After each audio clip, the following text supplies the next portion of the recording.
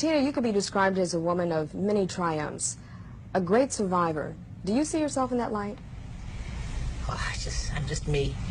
I mean, I just do what I do, so it's really coming from the viewer more than sort of looking at what I'm doing or what I've done, because I'm still doing it. I think when you step outside and stop is when you can kind of see what you've done and still what you've accomplished. I'm aware of my accomplishments, but I think I'm not thinking so much of what I'm doing like the public is.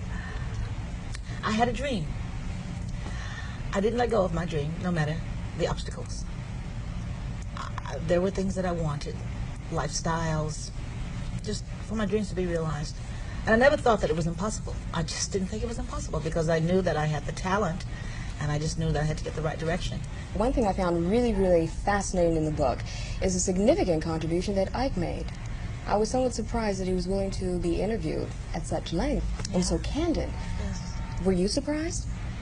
No, because I think, and I would really try to set the record straight in terms of Ike in a way. I think maybe in the earlier days when he was, I think, because I don't know, when he didn't do any press and all, it was very hard for him to make a decision on what he was going to do about his career as a solo. So I wasn't surprised that at that stage of his life, he had come to terms with what his life was, and I felt that he would feel the need to speak up for himself, because with Kurt Loder being a writer, it wasn't just the word of Tina. It was his, because he was a very strong part of that, you know. So I was not surprised that he was interviewed. I was surprised that he was found, but not that he was interviewed. How would you describe your association with him today? I don't see Ike. It's too soon. Do you get angry with yourself that you fell in love with what is described in the book, a virtual monster? No, because I learned something from Ike. I learned to be strong. I learned patience, endurance. I learned a lot from Ike as the type of businessman that he was. There was just two sides. He was a violent man, and he had no control.